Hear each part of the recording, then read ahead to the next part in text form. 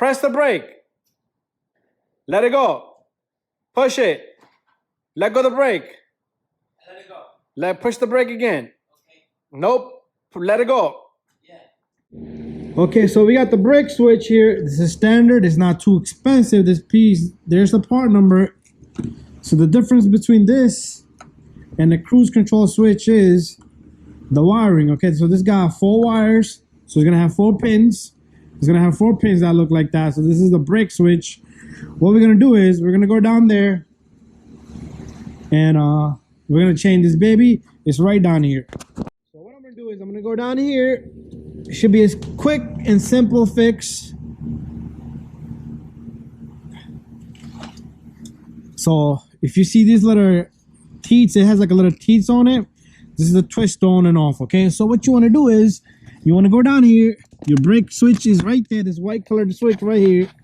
So what you want to do is you want to push on the tab right here, and you want to disconnect this guy, and then you want to just turn this counterclockwise and it comes right off. That's how simple this baby is. What we're gonna do is we're gonna take this new one. You want to put this in.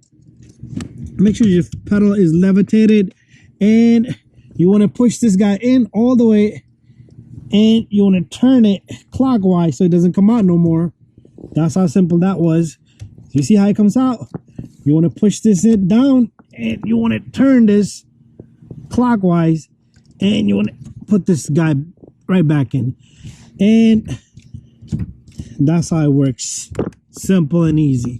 All right, let's take a look to see if our brake lights work every time we push the brake pedal.